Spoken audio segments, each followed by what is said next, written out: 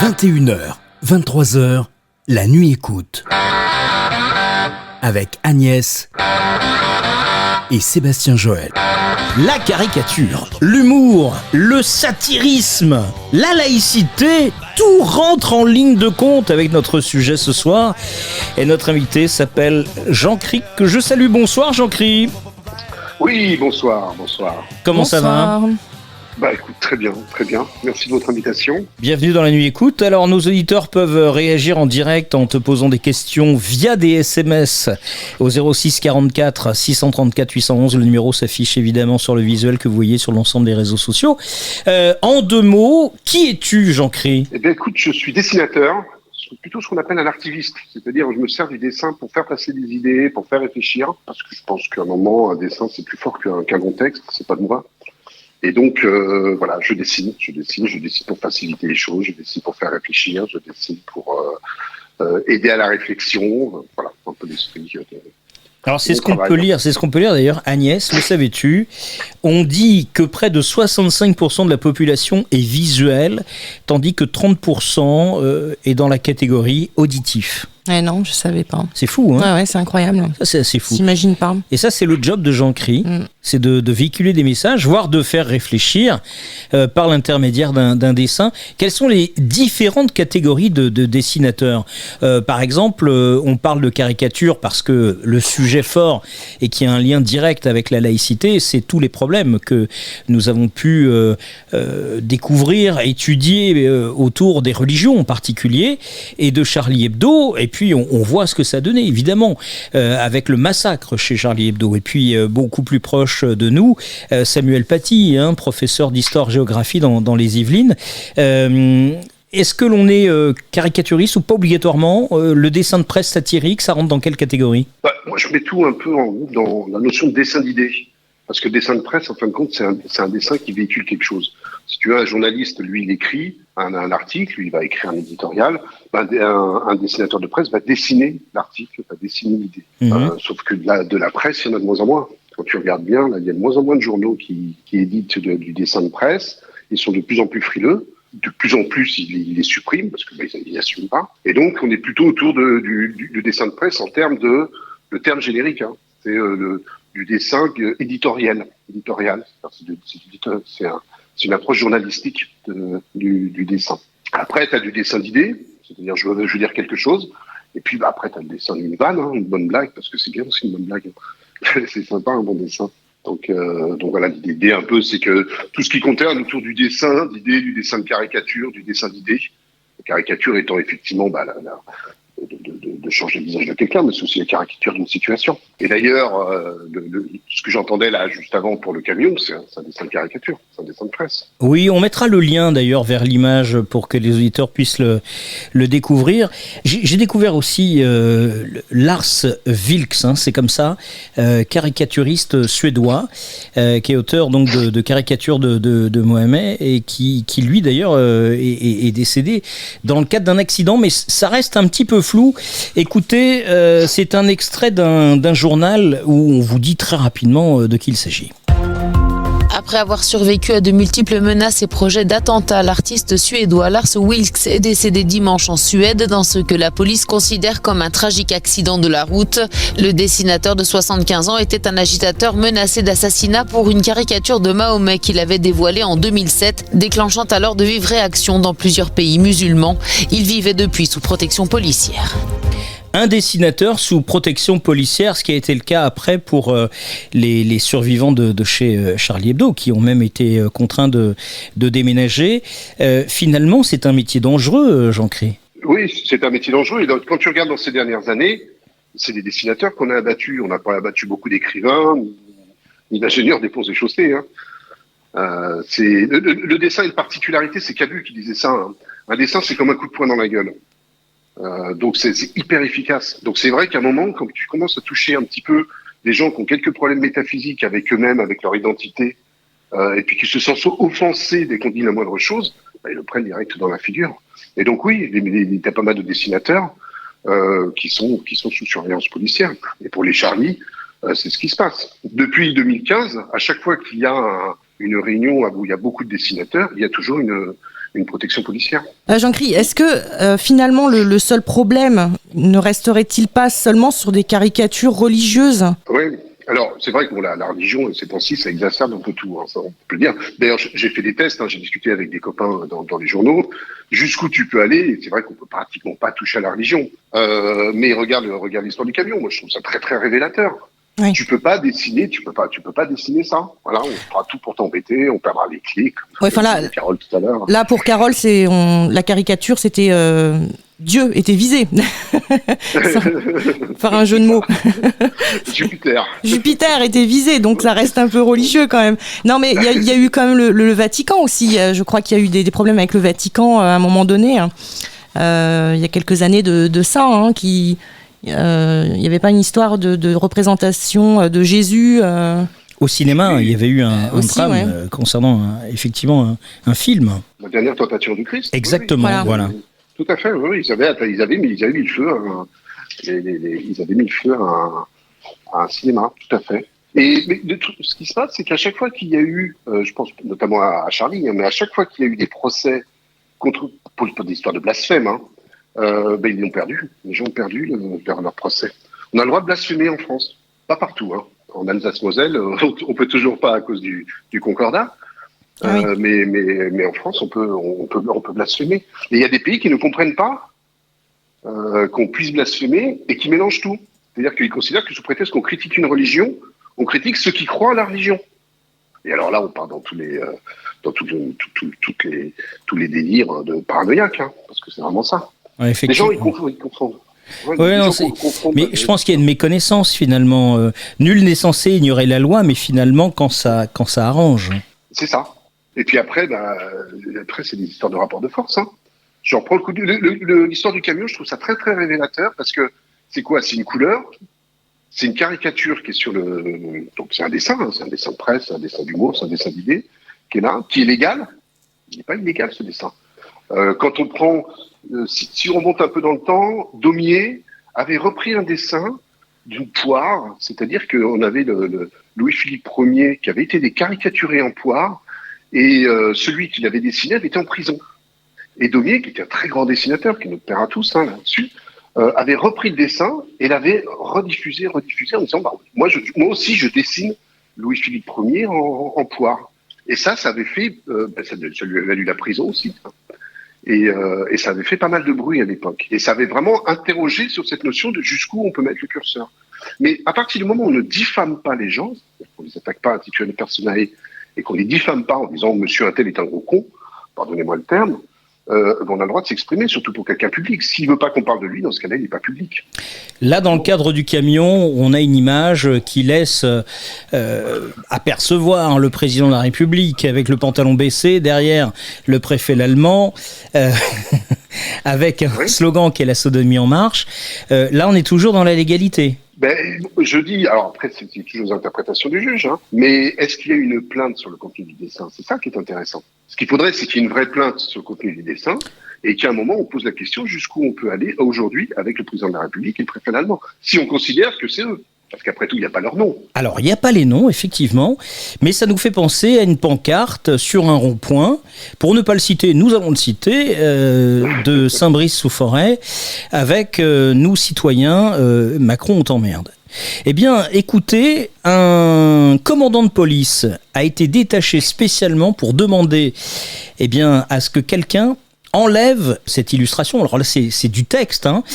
Voilà ce que dit le commandant de police. Moi, il y a ma direction qui m'appelle. On nous demande de la retourner. On est d'accord, monsieur. Remettez-la la semaine prochaine. Elle gêne. Après, on est dans du délictuel, d'accord ? Je vais pas dire qui l'a fait, je vais pas dire venez, on va se faire entendre. Vous voyez ce que je veux dire ? On est dans l'outrage, monsieur. On est dans l'outrage à la présidence. On est dans l'outrage à la présidence, dit le commandant de police aux personnes qui étaient autour du rond-point. C'est-à-dire que on est quasiment au Maroc. Hein, c'est-à-dire au Maroc, vous avez le portrait du roi dans tous les commerces, dans tous les restaurants, dans les hôtels. Vous n'avez pas le droit de parler en mal du roi. Mais nous sommes en France, on est en République. Et donc on a l'impression finalement de ne pas avoir affaire à un président de la République, mais à un roi, Jean-Cry. Quand tu regardes objectivement, alors en plus, je crois, mais ça ce sera vérifié, mais je crois même que Emmanuel Macron a levé l'histoire justement de l'injure au président. Je crois même qu'il avait fait sauter ça. Mais en même temps, tout est rapport de force. Si le policier le dit, bonne chance pour le faire. Regarde bien en termes de liberté d'expression. Regarde les gilets jaunes, puisque c'est un domaine que tu connais bien. Tu as vu quand même comment c'était déformé, là, toute l'information. Comment à un moment on pouvait pas dire ce qu'on voulait, comment on pouvait pas poser, ne serait-ce qu'objectivement, combien il y a de gens qui ont été manifestés, etc. Regarde le vaccin, c'est grandiose quand même. On parle pas de liberté d'expression quand on parle de l'histoire du vaccin. Et puis les problèmes qu'il y a eu derrière, le masque, pas le masque, enfin, on a eu, c'était risible. Mais non, il y a clairement, les gens ont peur. Ce qui se passe, c'est que les gens ont peur. Et qu'en face, c'est un rapport de force. C'est pas, il y a la loi, mais c'est aussi une histoire de rapport de force. Tu fais un dessin, il marche bien. Si tu as quelqu'un qui t'attaque, même si l'autre, il perd, ben toi, tu as payé ton avocat. Sauf que c'est l'institution en face. L'institution en face, elle a l'argent. Toi, t'as pas l'argent pour te défendre. C'est un rapport de force. Et alors, je pense que là, aujourd'hui, on perd beaucoup en liberté, c'est clair. Sauf que, j'en crie, il y aura évidemment de l'ironie dans ce que je vais te faire écouter, mais on a quand même un ministre de la Santé qui a su, il n'y a pas très longtemps, être très très clair sur BFM TV. Écoutez. Ce qu'on veut, c'est que vous ayez ce que nous disent les scientifiques et ce que dit le professeur Fischer pour le comité d'orientation de la stratégie vaccinale, c'est qu'au fond, il faut, pour bénéficier du pass, il faut qu'on ait été exposé, que notre système immunitaire ait été stimulé 3 fois. Au moins 3 fois. Une stimulation, ça peut être une injection de vaccin ou ça peut être une infection. Et qu'au minimum, il faut avoir reçu au moins une dose de vaccin pour renforcer l'immunité. Qu'est-ce que ça veut dire ? Et là, c'est là que ça se simplifie. Si vous avez eu une injection et 2 infections, 2 épisodes infectieux, ça arrive. Vous avez eu 2 injections et une infection, que cette infection soit avant les injections, au milieu ou après, ou si vous avez eu 3 injections de vaccin, vous conserverez le bénéfice de votre passe. Sans limite de temps. Sans limite de temps, jusqu'à ce qu'une limite soit fixée, si la situation évolue, etc. Mais aujourd'hui, sans limite de temps. D'accord ? Donc là, cette règle-là, elle est plus simple. Donc la question de Sabrina n'a plus lieu d'être pour vous. Vous allez voir qu'un petit peu si quand même. Si vous n'avez pas eu du tout d'injection de vaccin, même si vous avez eu 3 fois une infection, ce qui est pas de chance, mais ça peut arriver, là, il vous faut quand même une dose de vaccin. Et en revanche, si vous avez eu une seule dose de vaccin et une seule infection, c'est là que vous avez 4 mois pour avoir votre rappel, pour que ça corresponde et que ça fasse rentrer. Donc retenez ça. 3 injections, une injection égale une infection. Mais attendez, c'est la règle que vous nous annoncez ce soir d'une certaine manière. Il y a un changement de cap, changement de règle ou une simplification de la règle. Désormais, une injection égale une infection. On va prendre le cas de figure le plus courant.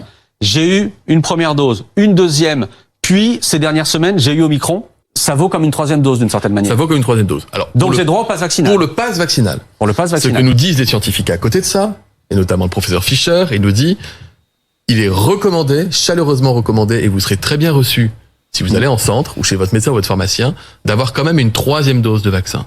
D'accord ? Mais pour le pass vaccinal, on simplifie avec ce dispositif. Mais, encore une fois, si vous avez eu que 2 doses de vaccin, et même si vous avez eu une infection, il est recommandé, mais pas obligatoire pour bénéficier du pass, d'avoir votre 3e injection. Voilà, je pense que là, on n'a jamais fait aussi simple. Ah, mais moi, je crois que le professeur Fischer, il parle du professeur Fischer, ouais. C'est le professeur Fischer-Price, en fait, non ? Parce que, oui. Franchement, c'est un cirque, leur truc. Là, c'est très clair. Puis en plus, il vous le dit quand même. C'est pour ça qu'on met l'intégralité, parce que c'est du grand spectacle. Depuis que Pierre Richard n'est plus au ciné, on sait comment Olivier Véran va pouvoir se reconvertir dans quelques mois. En plein milieu de l'intervention, il dit, mais attention, là, voilà comment on a simplifié les choses. Donc là, on est quand même sur du très très lourd. En tout cas, c'est bravo Véran. J'aimerais bien l'avoir en ligne et il refuse nos invitations. Ce qui est normal, attention, il ne se déplace que sur des chaînes importantes. Cette absurdité-là, c'est pour ça que je parlais aussi tout à l'heure du mot laïcité qu'on emploie à tort et à travers depuis longtemps. Et finalement, je crois que chacun donne son interprétation à la loi ou à des idées reçues. On refabrique en fait l'idéal qui correspond finalement à son propre environnement. Là, on voit Olivier Véran. Moi, au départ, quand j'ai entendu ça, je me suis dit, le type, il sait que dans un mois, il est au chômage, il se fout de notre gueule. C'est une blague. Mais ce qui pourrait être très grave, c'est qu'ils sortent du plateau et qu'ils se disent, les gars, vous avez vu comment j'étais clair ? J'ai tout simplifié. Ça me fait flipper. Que le type sorte en disant j'étais extraordinaire, là, j'ai peur. Le dessin, justement, et là, les drames, on parle de Charlie Hebdo, on a cité tout à l'heure ce dessinateur suédois. qui établit les règles? En tout cas, le curseur. Quand je suis journaliste de presse, c'est mon rédacteur en chef qui va me censurer. Moi, je peux faire ce que je veux, mais in fine, on prendra peut-être pas mon dessin. Alors, oui, bien sûr. Déjà, il y a la loi. On ne diffame pas les gens. Ça, c'est la règle de base. La diffamation, ça, c'est parfaitement encadré. Après, derrière, la politique éditoriale, c'est super variable. Je ne veux pas dire que ça dépend toujours de l'actionnaire, mais de plus en plus. Alors, tu n'es pas sans ignorer qu'une grosse partie des médias appartiennent à 9 milliardaires.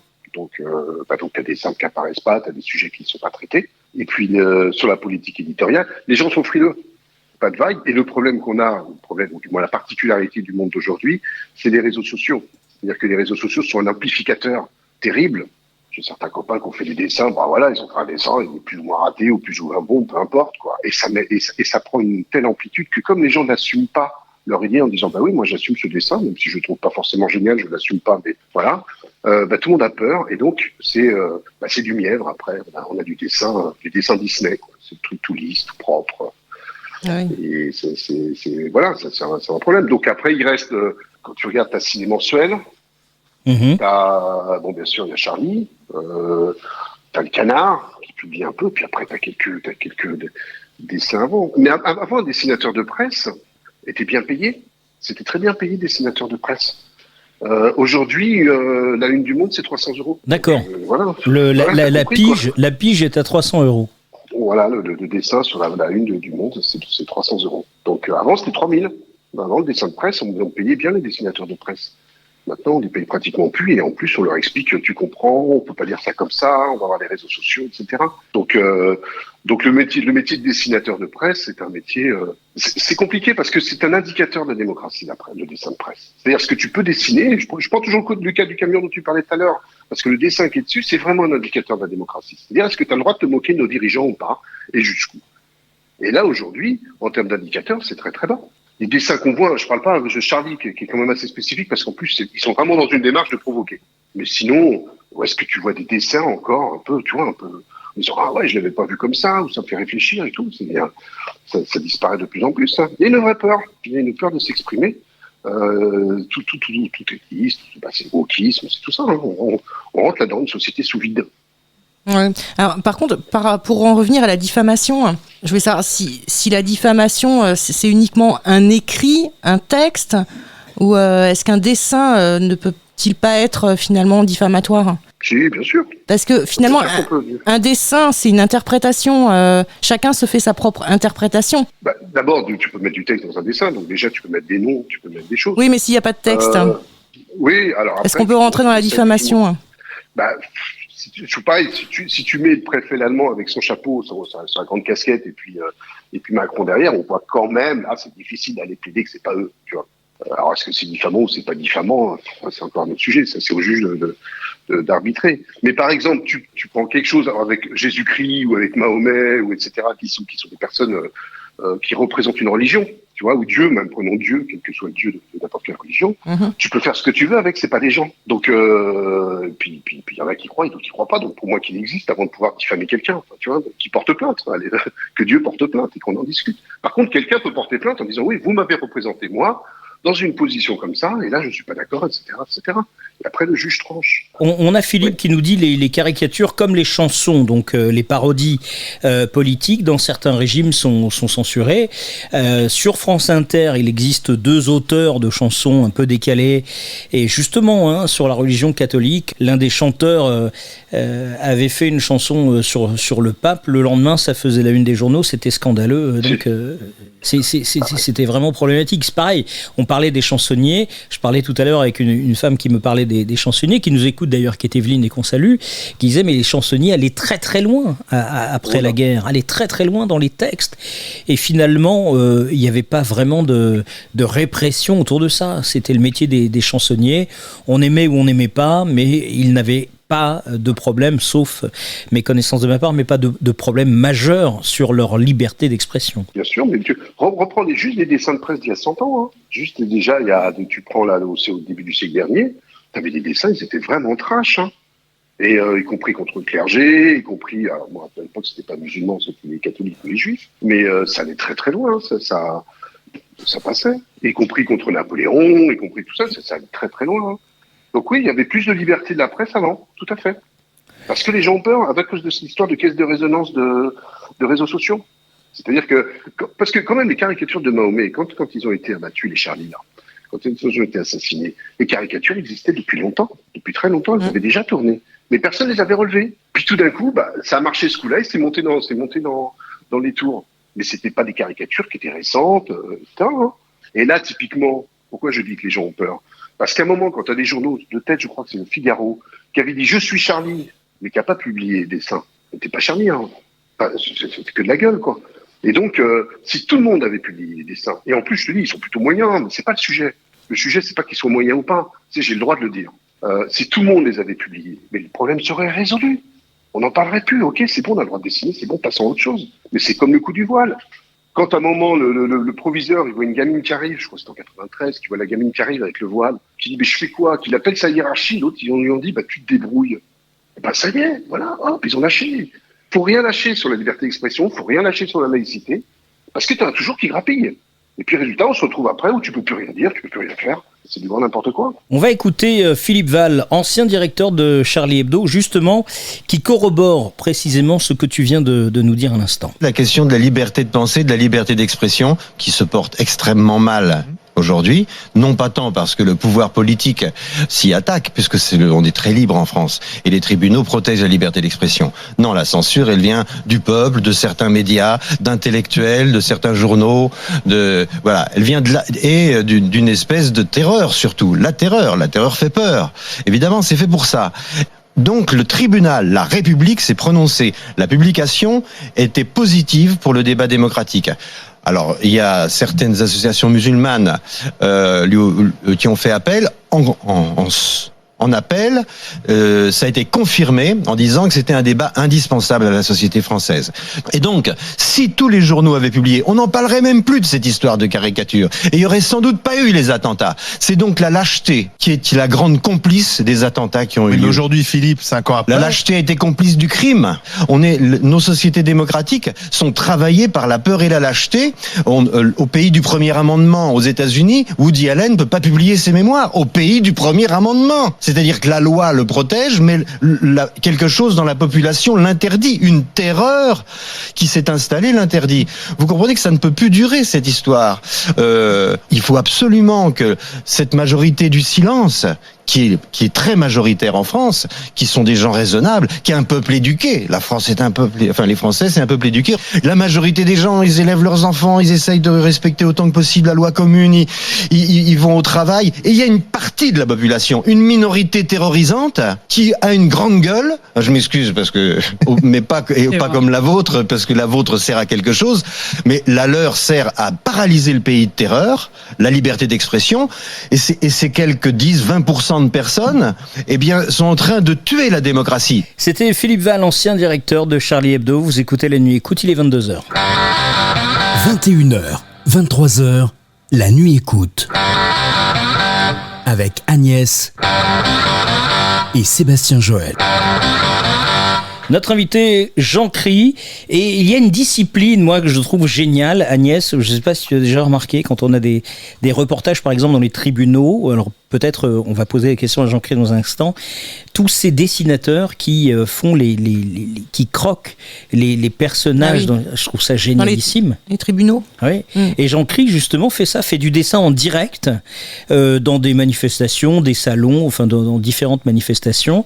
C'est un exercice qui est très difficile, ça, j'imagine, Jean Cry. Alors oui, c'est un exercice. Moi, c'est plus facile pour moi que les amis qui font du dessin dans les procès, parce que le dessin dans les procès, je dois dessiner les personnes parce qu'il n'y a pas de photographe. Parce qu'il fut une époque, je pense notamment à une amie qui en a fait beaucoup et qui a fait des gros procès, Papon, Touvier, etc. Donc, quand tu as fait un procès comme ça, tu sors, t'es pas indemne. Et là, tu dois faire le photographe. Donc, tu dois dessiner les personnes.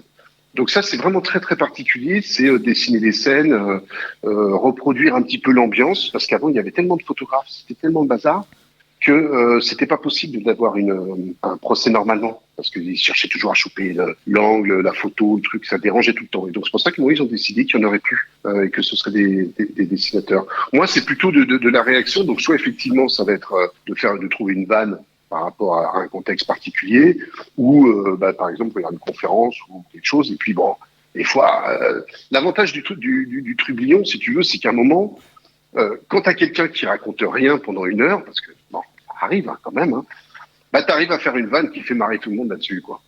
Et on peut pas t'en empêcher, voilà. Ça permet de ponctuer. Donc ça, le dessin, pour ça, le dessin en direct, le dessin de situation quelque part.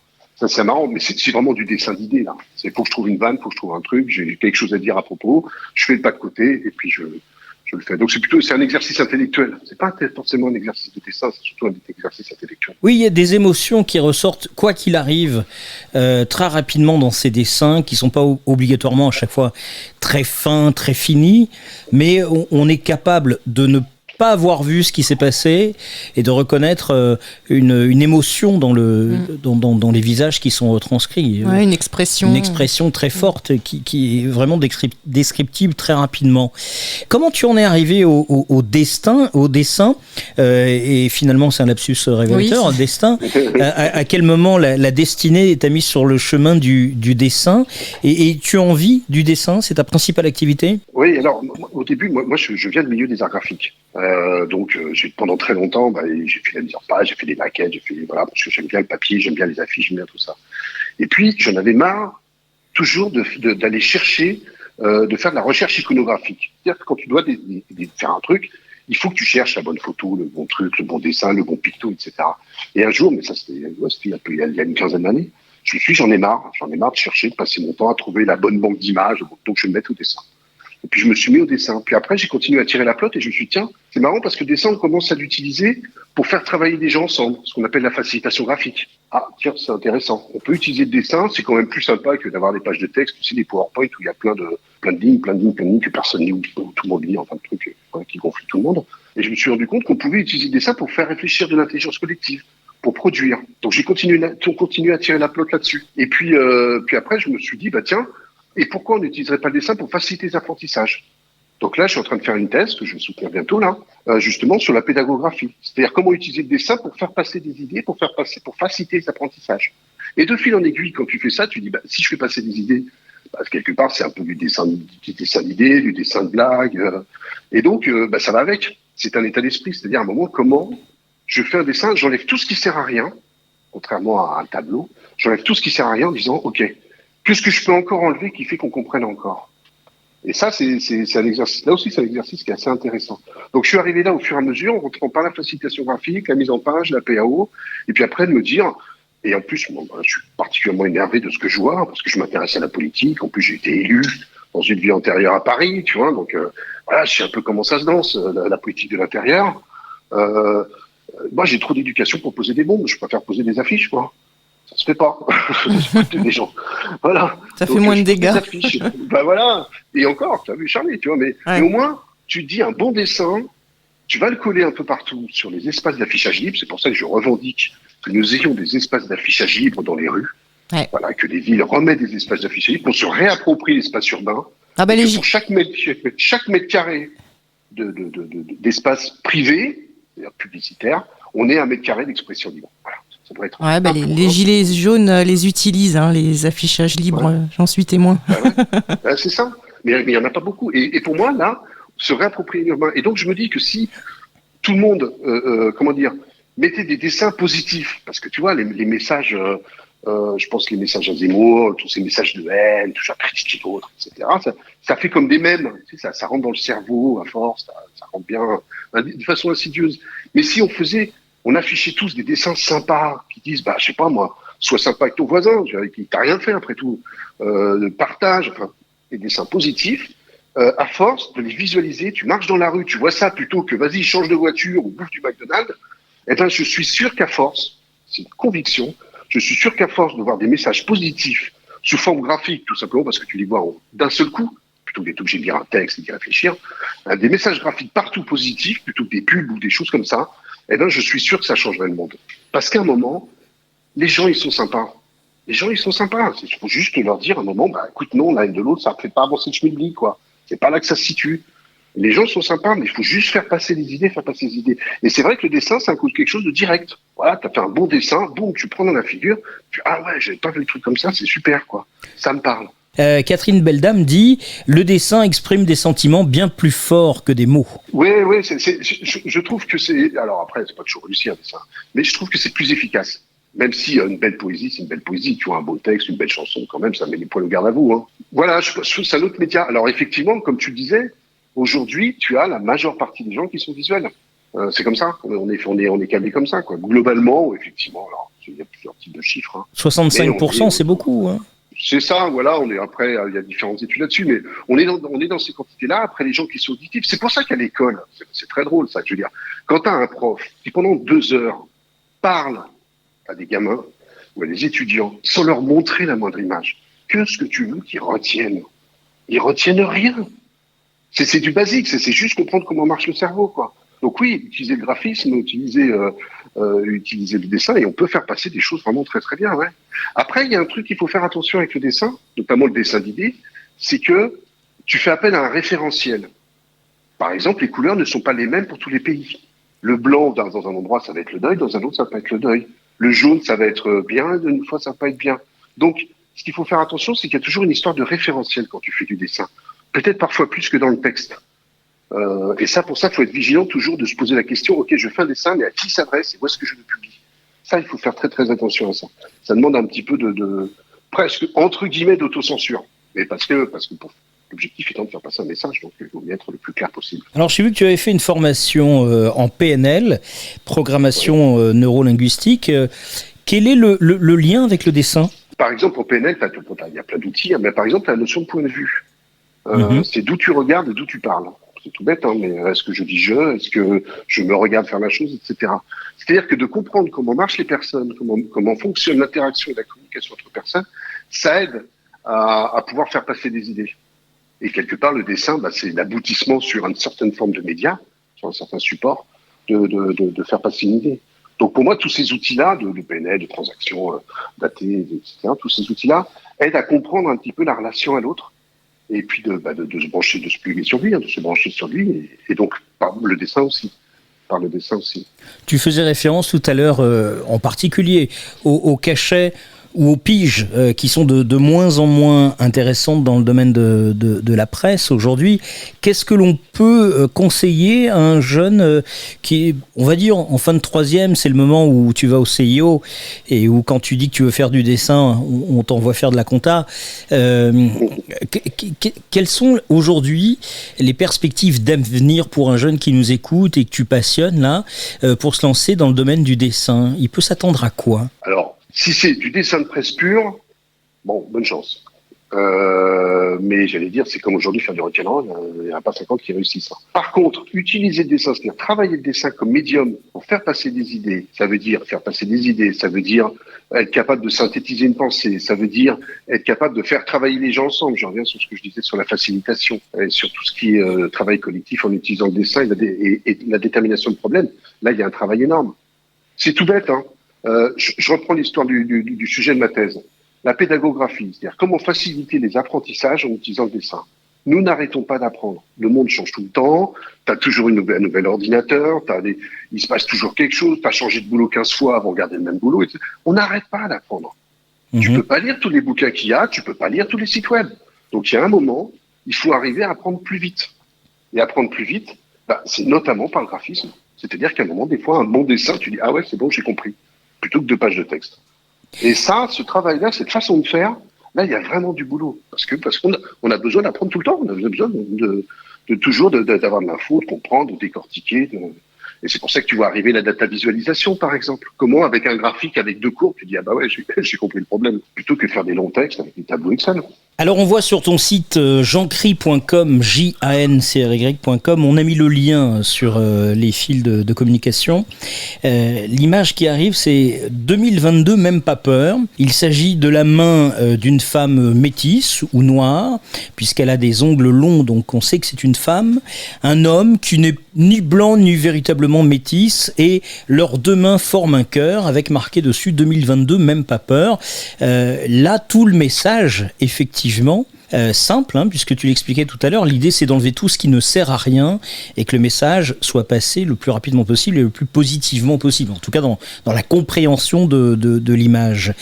Comment t'es venue cette idée par rapport à la crise de faire ces deux mains qui forment un cœur et qui, là aussi, ont un lien sur le vivre ensemble, même, je dirais, sur les problèmes raciaux de plus en plus nombreux dans les campagnes actuellement en place, puisque tu citais tout à l'heure Éric Zemmour, dont l'idée est de faire de la France aux Français, ce qui était un slogan de Le Pen, c'est-à-dire que d'une façon sous-jacente, ce que l'on entendait du père Jean-Marie Le Pen à l'époque, c'était la France aux Français, ça avait été repris d'ailleurs par Marine, et là il le dit pas, mais la politique amenée par Zemmour, c'est celle-ci, c'est-à-dire les étrangers dehors, on reste entre Gaulois, comme dirait notre président préféré Emmanuel Macron. C'est tout ce que tu as vécu là qui t'a donné cette idée pour faire cette affiche qui amène beaucoup d'espoir pour 2022? Chaque année, je me dis, je fais ma carte de vœux. Voilà. C'est un peu mon exercice, et des fois, à chaque fois, je procrastine parce que j'arrive pas à trouver l'idée. Et puis, il y a de quoi être énervé quand même de ce qu'on voit là. Je veux dire, quand même, on a deux fachos, on a deux candidats fachos, plus une droite qui pue. Excuse-moi, j'ai un peu résumé, mais tu vois, je veux dire, mais oui, mais parce qu'il y a outrage, monsieur, il y a outrage. Non, j'ai dit la droite, j'ai pas dit Madame Peu. Donc voilà, mais qui arrête pas de s'enifler derrière, qui sera le plus crade. C'est insupportable. Alors, tu vois ça, tu vois qu'ils arrêtent pas de nous gonfler avec le Covid, qui globalement quand même a fait moins que la clope. Faut quand même remettre les choses à leur juste valeur. Donc ils arrêtent pas de nous gonfler avec ça. Pendant ce temps-là, t'as l'Indonésie qui est en train de déplacer sa capitale en disant les gars, l'eau elle monte. Va falloir qu'on bouge notre capitale. T'as des gens qui arrêtent pas de crever de faim n'importe. Mais alors, par contre, ça passe. Tu vois, là, c'est la fête au village. Ça, on n'en parle pas, mais tu comprends, le Covid, on va être capable d'arrêter le monde pour le Covid. Mais on n'arrête pas le monde pour le climat, on n'arrête pas pour tout ça. Et quand tu vois ça, il y a de quoi être un peu énervé. Et donc, je me suis dit, je vais faire un dessin, tu vois. Bon, puis je me dis, mais non, moi, je vais arrêter d'en rajouter encore plus de la misère à tout ça. Enfin, je veux dire, la tartine, des gens nous la répètent toute la journée que c'est terrible, quoi. Et en fin de compte, en tirant un peu la plage, je me suis dit, mais attends, en fin de compte, il nous sème la peur, et la peur rend con. J'adore ce truc-là, la peur rend con. Oui. Une fois, je discutais avec un douanier à l'aéroport qui me pique mon coupe-ongle.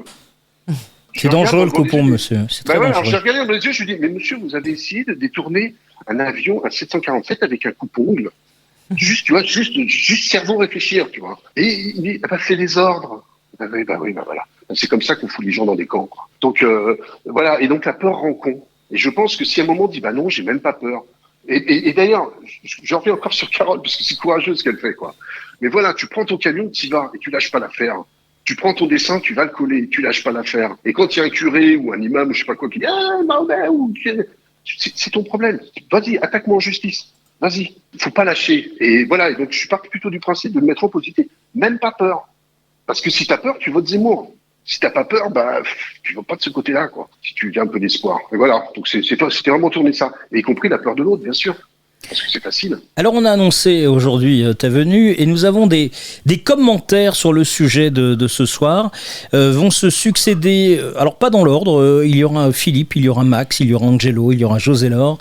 Ils nous disent de quelle façon ils voient le domaine, le monde de la caricature et du dessin satirique. Moi en fait, moi je dessine un petit peu, donc moi je pense que liberté de la presse, à fond, moi je suis à fond. Moi j'aime bien Charlie Hebdo, donc... Après, s'il y a des limites à pas dépasser, j'en sais rien. Et moi, je pense qu'il faut laisser les dessinateurs libres de leur choix et puis leur dessin, quoi. Il faut laisser faire, quoi. Alors, avec les caricatures dans la presse, moi, je suis pour la liberté d'expression. Donc, pour la démocratie, justement, parce que si on est là sur un rond-point, c'est parce qu'on veut plus de démocratie, plus de liberté, dans le sens où vraiment où chacun peut penser et dire ce qu'il veut, mais tout en gardant une limite sans froisser les autres. Alors, dans les caricatures, pour moi, justement, un artiste, surtout que voilà, c'est un artiste et il donne libre cours à son imagination. Mais après, c'est vrai que des fois, ça peut heurter certaines personnes et ça peut se comprendre. Effectivement, des fois, c'est peut-être un peu limite. quand on parle par exemple sur les religions, effectivement, si on parle sur l'islam, si on parle sur le christianisme, si on parle sur le judaïsme, voilà. Il y a toujours des gens qui ne seront pas d'accord. Après, moi, je suis un peu plus sceptique, c'est quand ça touche aux personnes qui peuvent être tuées, enfin qui peuvent être blessées, tout ça, dans le sens où il arrive un accident. Là, j'en suis un peu plus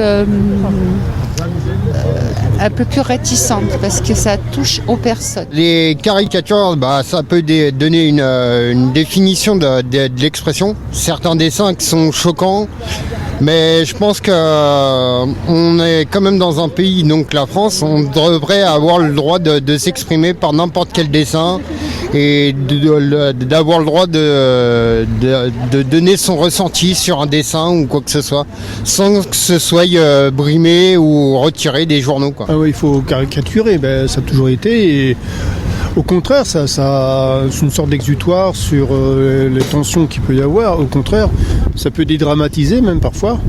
Ouais. Ça devrait être d'utilité publique même. Quand on dessine quand on sait qu'on a des personnes d'une certaine religion, on ne devrait pas attaquer la religion par les dessins. On devrait pouvoir s'expliquer par le dialogue. Parce que mes parents m'ont toujours appris le dialogue est beaucoup mieux que de faire des procès ou de se tirer la gueule à travers une émission de télé. Et ça, pour moi, l'expression, elle vient que du langage. Et elle vient par le dessin. Mais il faut quand même être mesuré sur certains trucs. Voilà. 21h, 23h, la nuit écoute. Avec Agnès et Sébastien Joël.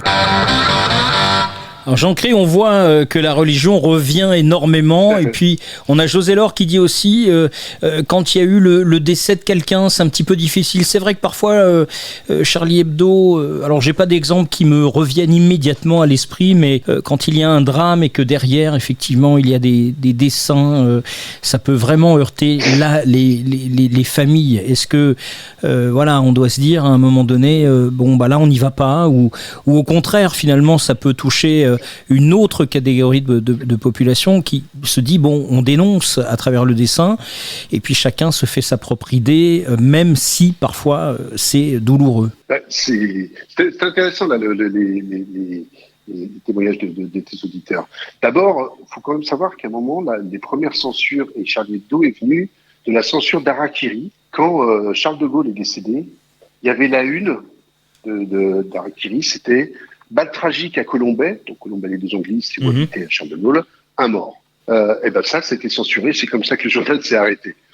Je vais peut-être rappeler un basique tout bête, c'est la Déclaration des droits de l'homme, qui est quand même notre fondamentale, notre base. Et la version est toujours en vigueur depuis le 26 août 1789. L'article 10, nul ne doit être inquiété pour ses opinions, même religieuses, pourvu que leur manifestation ne trouble pas l'ordre public établi par la loi. Et puis l'article 11 qui dit « La libre communication des pensées et des opinions est un des droits les plus précieux de l'homme. Tout citoyen peut donc parler, écrire, imprimer librement, sauf à répondre de l'abus de cette liberté dans les cas déterminés par la loi. » C'est-à-dire qu'à la base même de la Déclaration des droits de l'homme, qui se veut une Déclaration des droits de l'homme universelle, et pas une Déclaration des droits de l'homme française, donc elle est valable quand les révolutionnaires l'ont fait, ils l'ont pensé pour l'humanité entière, c'est qu'à la base, on a le droit de s'exprimer.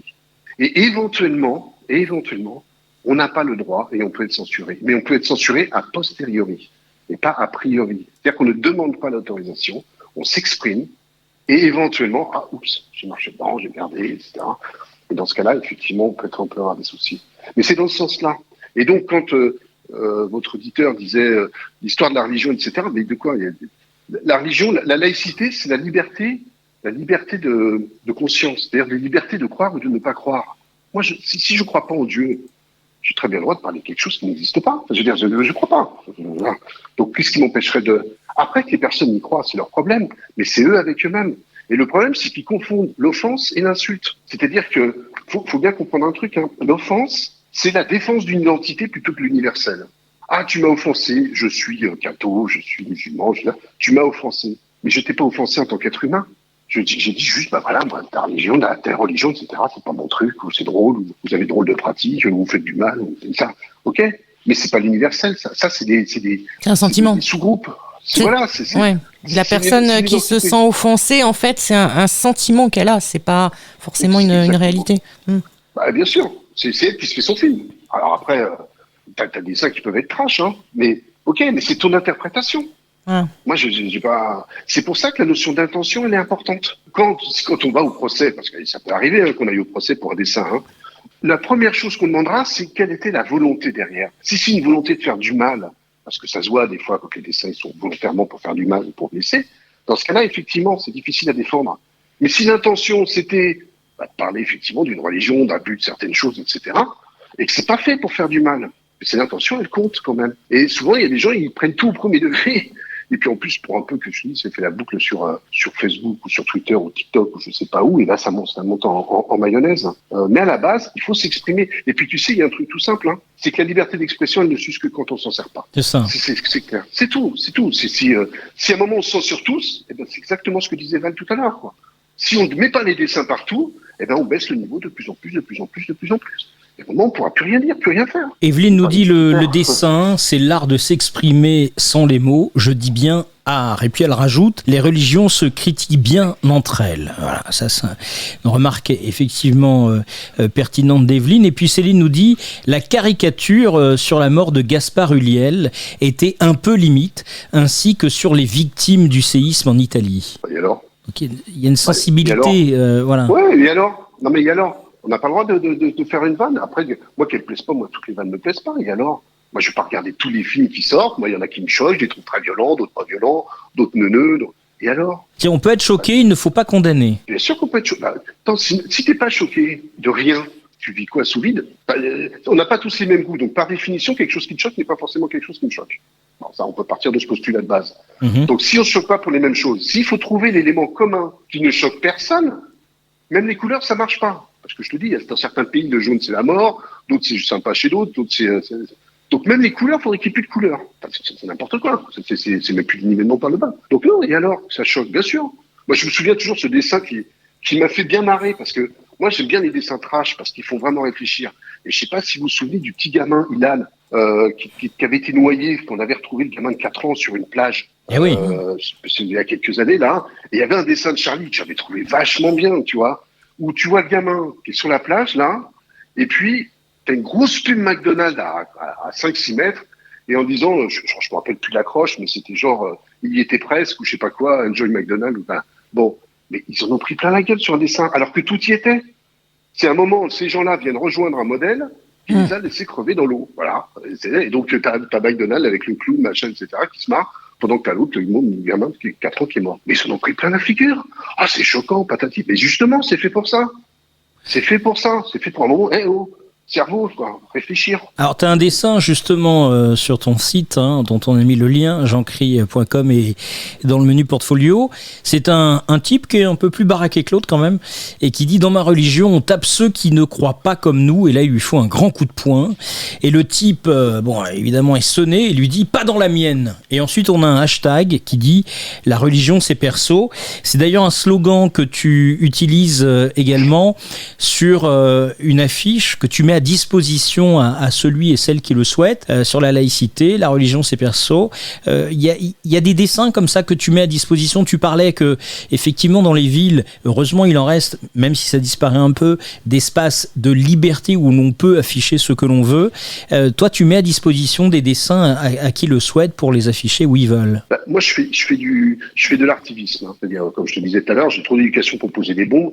Moi je pose des dessins et je me dis que des fois ça peut faire réfléchir et ça peut avoir un effet boule de neige. Bon. Donc je pars du principe que mes dessins ils sont tous libres de droit, sans utilisation commerciale. Puisque mon idée c'est de m'exprimer, et donc tous les dessins, vous pouvez les reprendre et diffuser allègrement, sans utilisation commerciale, en disant d'où ils viennent et sans modification. Donc et ça, en fin de compte, il y a quoi maintenant, il y a 2-3 ans, toujours pareil, ils n'arrêtent pas de nous gonfler avec les problèmes de religion. Franchement, si c'était vraiment ça le problème, combien il y a de gens qui croient en Dieu en France? Enfin, je veux dire, je suis même plus le chiffre, mais les 3/4 déjà ils en ont rien à foutre. Alors, franchement, on a d'autres soucis, quoi. Mais ils n'arrêtaient pas de nous gonfler avec ça parce que c'est tellement plus facile de parler de ça. Et donc, j'ai fait ce dessin, la religion, c'est perso, que j'ai été collé. Alors, je me suis payé des affiches, j'ai pris l'imprimeur, puis j'ai été collé dans la ville. Et puis, ça a fait boule de neige. Alors ça, j'ai trouvé ça génial, hein. C'est que, il y a des gens qui l'ont vu, et puis, à un moment, qui ont réussi à savoir que c'était moi, et qui m'ont appelé, Et j'ai même une élue d'une ville de banlieue qui m'a dit, écoutez, moi, votre dessin, il me plaît beaucoup. Est-ce que j'ai le droit de le reproduire? Alors, bien sûr, pas de problème. Et donc, ce qu'elle a fait, c'est qu'elle a reproduit et elle a fait imprimer des affiches et elle les a collées dans sa ville. Alors déjà, tu vois, tu te dis, bon, c'est cool, tu vois, les idées sur la laïcité, la religion, c'est perso, etc.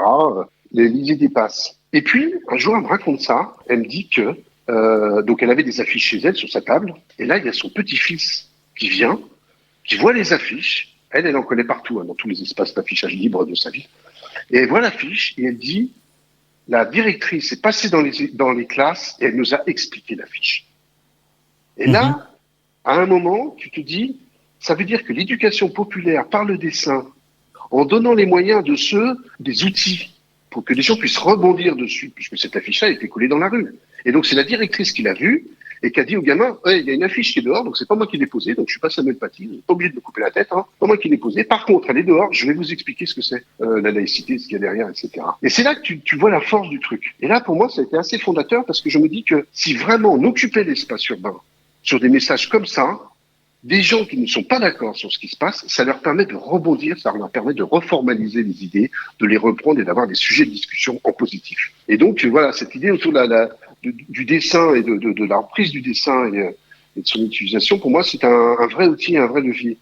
C'est ce qu'ils font dans les pubs. Enfin, quand aujourd'hui, tu vas acheter un t-shirt et que tu payes plus cher parce qu'il y a la pub, en général, c'est le contraire. On paye pour payer de la pub, pour porter de la pub. Mais oui. Ça s'appelle un sponsor, quoi. Mais non, les gens, ils payent plus cher parce qu'il y a une pub connue.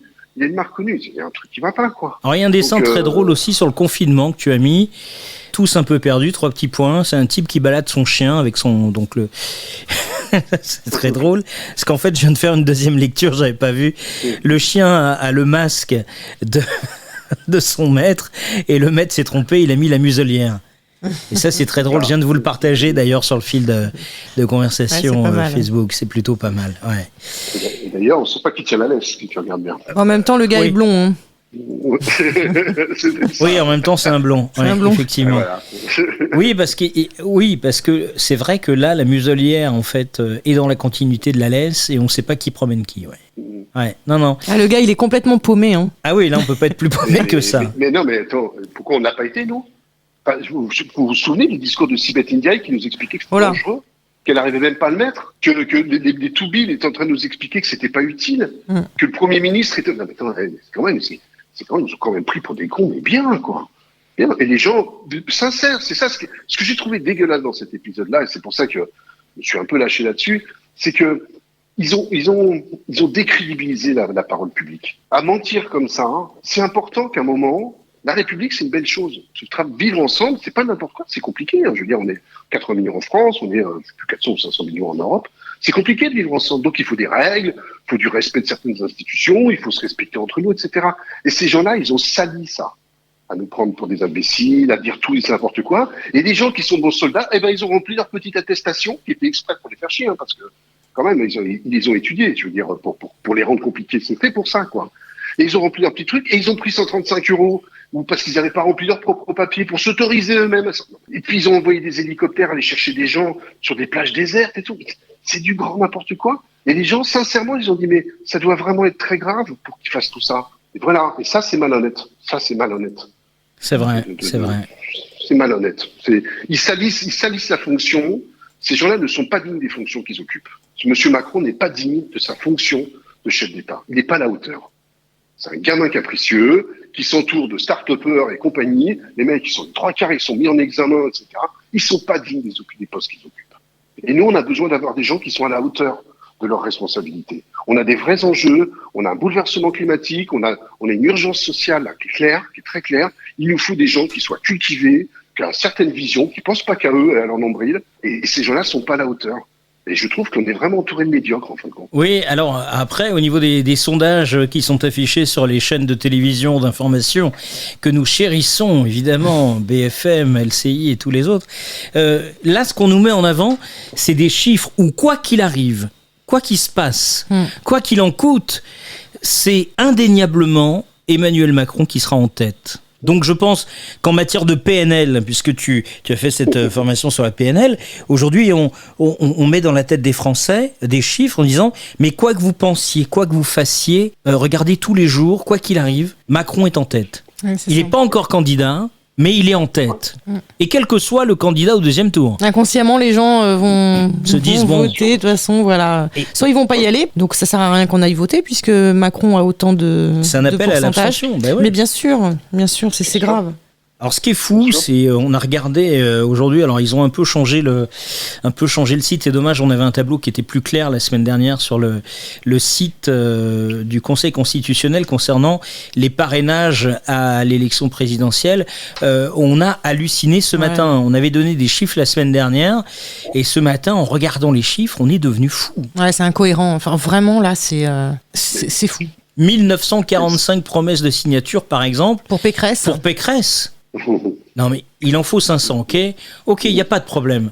Mais à partir du moment où on arrive à 1945 promesses, quand on voit la qualité, parce que là, elle nous a fait de la qualité quand même. Là, il y a eu... là, moi, je veux dire... moi, après 33 ans de radio, j'ai pris une leçon de communication avec Pécresse.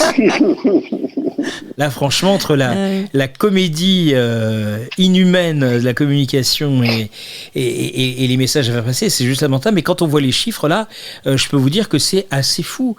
Alors, il y a une information, c'est que dans la liste qui vous est mise en ligne par le Conseil constitutionnel, apparaît, alors ça, c'est assez fou, l'ancien président de la République. Ah oui, c'est vrai. Nous avons Hollande. François Hollande qui apparaît. Ouais. Alors, est-ce qu'un élu a envoyé à signer pour Hollande en disant c'est mon pote et quoi qu'il arrive, je vais signer pour lui. Pour l'instant, il a une signature. Non, mais en même temps, tu as bien des signatures pour Macron, il n'est pas candidat. Mais c'est ça. Ah oui, il en a 1300 et quelques, lui, déjà. Ouais, c'est quand même un grand foutage. On se moque du monde. On a vu Guillaume Meurice aussi. On a vu Guillaume Meurice. Ouais, j'ai vu qu'il y a une promesse aussi, ouais. C'est bien. Moi, on se marre, ouais. Mais c'est un souci. L'histoire des, alors je sais pas où c'en est sur l'histoire des statistiques, mais qu'est-ce qui s'est passé, si tu regardes bien? C'est que, sur les sondages, ils sont complètement plantés au municipal et au départemental. C'est-à-dire qu'ils pensaient qu'il y aura un raz-de-marée FN. Il n'y a pas eu de raz-de-marée FN. Et donc, là, maintenant, quand ils font des sondages, ils interrogent quelqu'un en disant, est-ce que vous êtes sûr à 100% d'aller voter? Il y a plein de gens, ils ne savent pas encore, quoi. Et donc, déjà, t'en as, alors, je te donne ça un peu à la fourche, j'ai plus en tête les chiffres, hein, mais globalement, t'en as une bonne moitié qui dit, je suis pas sûr. Donc, déjà, ils les enlèvent du sondage. Et donc, il te reste plus que 50% des sondés. Et sur ces 50%-là, ils disent, bon, vous allez voter, et déjà, t'en as, je crois, 20% qui ont dit, je vais voter blanc. Et donc, c'est les 30% qui restent, c'est là-dedans qui décident si t'es monté de 1% ou t'es baissé de 1%, un tel ou un tel. Ça n'a aucun sens. Ça n'a aucun sens. C'est ça. Ça n'a aucune réalité mathématique, aucune réalité statistique. Ça n'a aucun sens. Exactement. C'est du vent. C'est du vent. Mais il est tartine. Il est tartine. Et ça, bah, moi, c'est pour ça que j'ai plus de télé. Hein. C'est du bourrage de tête. C'est malhonnête. Alors, Nathalie Arthaud a l'ensemble de ses promesses, 529. François Asselineau, 217, je vous donne les gros chiffres. Nicolas Dupont-Aignan, 379, 1074 pour Anne Hidalgo, 490 pour Yannick Jadot, 122 pour Anas Kazib. On en avait parlé très brièvement, mais on ne connaît pas plus que ça. Jean Lassalle a 503 signatures, alors que Marine Le Pen n'en est qu'à 366 promesses, contre 1345 pour Emmanuel Macron, 370 pour Jean-Luc Mélenchon, 1945 promesses pour Valérie Pécresse, et Philippe Poutou, 199. Fabien Roussel, 529. C'est assez fou. Éric Zemmour, 291. Il a pris des signatures à Marine Le Pen. Mais 291. Hein. Aucun des deux n'a encore validé son accession à ça. Hein, alors justement, on a Angelo qui a une question pour Jean Cry. Angelo vous demande comment voyez-vous les présidentielles? Je pense et j'espère qu'ils ne prendront pas le risque d'éliminer des candidats pour ces histoires de parrainage. Avant, les parrainages, ils étaient secrets. Donc, les gens pouvaient avoir leur parrainage. Et globalement, il y a un parti qui disait à une partie de ses élus locaux, bon, soutenez-le parce que franchement, voilà. Sauf que maintenant, ça se sait qui soutient qui. Et donc, ceux qui tiennent les voix n'osent plus forcément dire qui ils soutiennent. J'ose espérer pour la démocratie qu'ils ne vont pas, et pourtant je sais que c'est pas ma tasse de thé, mais qu'ils ne vont pas empêcher un Zemmour ou une Le Pen de se présenter. Et je vais même être très pragmatique, si Zemmour et Le Pen pouvaient se présenter tous les deux, ce serait très bien, parce que moi ça diviserait le nombre de voix de fachos, quoi. Ouais. C'est quand même pas plus mal, quoi. Pour qu'on ait une vraie... Parce que le problème de cette élection-là, mais ça fait un bout de temps que ça dure, c'est que ce ne sont pas des vraies élections. C'est qu'à chaque fois, on vote par défaut au deuxième tour. Oui. Et ça, c'est un vrai problème. Parce que à un moment, nous, on a besoin de faire de la politique au sens noble du terme. C'est-à-dire comment on vit ensemble, quelles sont les priorités, est-ce qu'on considère que c'est normal qu'il y ait telle et carte salaire, qu'on puisse faire telle élection. C'est de la politique. On a besoin de faire de la politique. Or là, aujourd'hui, c'est du repoussoir. Pour avoir participé à la campagne, la première campagne qui a fait arriver l'extrême droite, puisqu'en 2002, j'étais avec un des candidats, je me souviens très bien, j'étais avec un des candidats, en plus qui bousculait un peu le système de l'intérieur. Et Le Pen est arrivé au deuxième tour.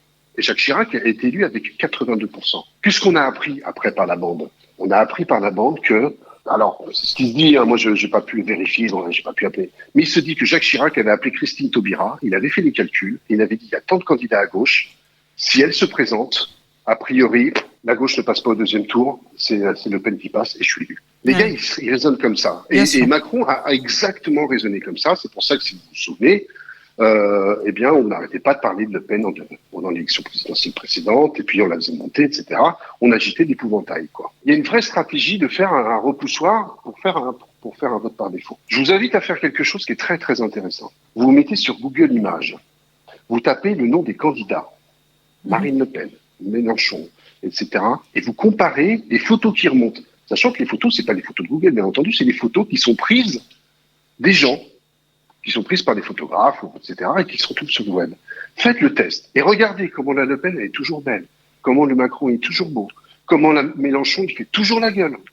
Vous avez très peu de photos où Mélenchon, alors que c'est un type qui est plutôt souriant des fois, d'ailleurs il est pas plus con qu'un autre, il est pas plus moche qu'un autre, etc. Mais on voit bien que le travail de sape dessous, d'éviter de passer par la raison et de passer par là, mais juste d'être dans les représentations et d'agiter les épouvantails, est vraiment un travail de fond. Donc je pense que tout est possible pour ces présidentielles. C'est-à-dire qu'il y a un candidat à gauche qui se dégage, je ne sais pas s'ils vont jouer l'équipe ou pas, les gens de gauche ou pas, et ils vont y aller ou pas, s'ils vont faire appel à l'intelligence et à écouter ce que disent les personnes plutôt que ce qu'on en dit, parce que là aussi c'est pareil, hein. Oui. Donc se prendre les programmes de chacun, faut arrêter de dire ce que les gens disent de Macron, faut regarder ce qu'il fait et ce qu'il dit. Ce qu'il dit est pareil, la Le Pen, elle a quand même dit, on fait la retraite à 60 ans, non, tout compte fait. Ah ouais, c'est ça, t'es peuple, toi. Voilà, la retraite à 60 ans, il n'est plus d'accord. Donc faut aller directement à la source. Et pareil pour Jean-Luc Mélenchon, il faut aller prendre le programme, le dire, etc. Je suis d'accord, je suis pas d'accord avec ça. Il faut prendre à la source. Faut pas faire confiance à ceux qui disent ce qu'il faut en penser. Exactement, ouais. J'ai lu un très très beau programme, un programme en tout cas intéressant, qui vient de la Concorde citoyenne. Donc il y a un candidat qui se présente par rapport à ce programme, c'est Fabrice Grimal. Et en fait, ce sont des gilets jaunes qui bossent là-dessus depuis plus de 2 ans. Le programme est très très intéressant. Je vous invite à aller le voir, la Concorde citoyenne. Ouais. Il y a plein de gens qui réfléchissent. On est un pays, la France, on a de la chance. Et c'est pour ça qu'on peut leur en vouloir encore plus à Macron, à la Macron Startup Nation, là. C'est qu'on est un pays plutôt éduqué. On est un pays politisé. Parce que quand on regarde, quand il y a des vrais débats politiques, des vrais, par exemple, quand il y a eu le traité en 2005 pour le traité européen, où là, il y avait un vrai sujet. Les gens ont été votés à beaucoup. Quand c'était le traité de Maastricht, qui était un vrai questionnement sur l'Europe, les gens ont été votés. Quand il y a des vrais sujets, les gens, ils se mobilisent. Mais quand on leur agite n'importe quoi en disant « ouais, vous avez le droit entre lui et lui, de toute façon, c'est les mêmes, ils vont faire la même politique », les gens, ils bougent plus. Donc les Français sont des gens politisés. Et je pense que c'est une vraie force que nous avons. Et c'est dommage qu'on s'en serve pas assez. Parce que c'est clair, on s'en est moins bête que tout seul. Hein. Merci à toi en tout cas, et on a beaucoup de réactions qui sont arrivées par SMS également sur Facebook. Alors, moi, ça m'a donné envie de dire quand même que la déclaration des droits de l'homme, elle devrait être la référence sur laquelle s'appuyer pour mettre fin au problème de la liberté d'expression. Je pense que vraiment, tout part de là, il faut se référer à la déclaration des droits de l'homme et arrêter avec ce questionnement sur la liberté d'expression. C'est notre référence, hein, et elle est toujours valable. Tu vas sur le site de l'État, où il y a toutes les lois, et ben, ces lois-là, elles y sont encore, elles sont toujours valables. Et il faut les faire vivre. C'est important, tout à fait, je suis d'accord. Oui. Nous avons mis à plusieurs reprises, mais je le remets immédiatement également, donc l'adresse de ton site internet qui est jeancry.com. Certains tomberont peut-être aussi sur le .fr, parce qu'il y a aussi le .fr, c'est un autre site. Merci beaucoup Jean-Cry. Merci beaucoup à vous. Merci Jean-Cry. Merci bien, au revoir. Au revoir. À bientôt, au revoir. 21h, 23h, la nuit écoute. Avec Agnès et Sébastien Joël.